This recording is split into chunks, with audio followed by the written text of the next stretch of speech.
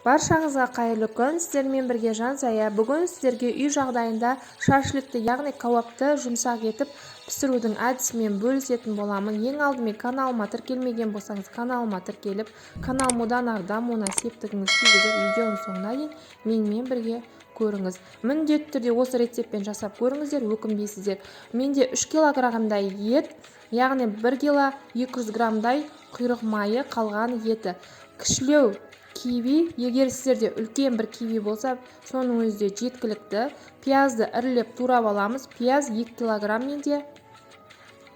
Егер пиязды кальциолап турайтын болсаңыздар, жұқалап, яғни майдалап турайтын болсаңыздар, онда сіздер 3 килограмм етке 3 килограмм пияз қосасыздар. Менде пиязды блендерден езіп аламын. Бізге ең маңыздысы осы пияздың суы етке сіңу керек. Сол үшін блендерден өткізілген, яғни езілген пияз аз кетеді, 2 килограмм жеткілікті. Міне көріп тұрғандарыңыздай, пияздың суы шығып тұр. Пиязға қосып, кивиді де езіп аласыздар, кивиді де. Барлығын езіп, салып, міне суы шығып тұр. Енді үстінен сарағаш құямыз, Алекс сарағашын. Етіңіз батқанынша суды құясыздар. Жақсылап араластырамыз. Дәміне қарай тұз себеміз. Тұз татымды болу керек, яғни кішкене тіктеу болу керек етке сіңуі үшін. Жақсылап араластырамыз. Араластырған кезде дәмін көріп тұрып саласыздар тұзды. Және менде дәл осындай шашликтің приправасы, осыны септім барлығын. Жақсылап араластырамыз бұны да. Мұздатқышқа 4-5 сағат қойып қойдым. Кемі 4 сағат тұруы керек. Жақсылап араластырып болған соң, еттің көлемі дәл осындай болуы керек. Құйрық майды дәл осындай кесіп аласыздар. Көлемі кіші болып кетпесін. Кіші болып кетсе, піскен кезде кішкентай болып көрінбей қалады еттеріңіз.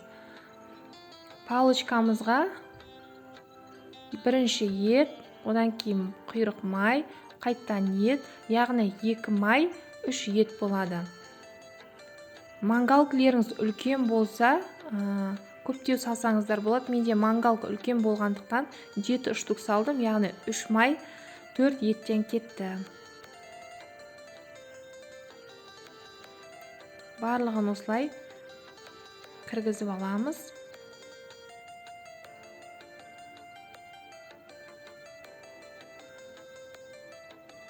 Көріп тұрғандарыңыздай дәл осындай болады. Барлығын дайындап алдық. Астына су шығып тұр. Енді басқа легенге кауабымызды салып, бетіне панировочный, яғни кептірілген сухарики, кептірілген нан үгіндісін осылай сеуіп шығамыз. Жақсылап себіңіздер, қолдарыңызбен мыжып-мыжып жеңіздер, себеп төгіліп түсіп қалмасын. Жабысу керек шашликтеріңізге, яғни кауаптарыңызға жабысу керек нандарыңыз. Барлығын осылай жабыстырып аламыз. Міне дайын болды, көріп тұрғандарыңыздай. Міндетті түрде осы рецептпен жасап көріңіздер, өкінбейсіздер. Енді отымыз дайындаймыз. Отымыз осылай лаулап жандырып болғаннан кейін үстіне кішкене су сеуіп басамыз. Сосын кауабымызды қойып шығамыз. Кауабымыздың асты қызарған кезде аунатып тұрамыз. Егер және бетінің желпіп тұрамыз. Желпіген кезде оттарыңыз тұтанса, бетіне кішкене ғана су сеуіп тұрасыздар. Астын байқап, аунатып тұрасыздар. Міндетті түрде каналыма тіркелмеген болсаңыз, каналыма тіркеліп, каналым одан ары дамуына септігіңізді тигізіңіз. Осы рецептпен жасап көріңіздер, өкінбейсіздер, өте күшті дәмді болып шығады. Ең бастысы таза піседі, жұмсақ болады. Дәл осылай аунатып қарап пісіріп аласыздар.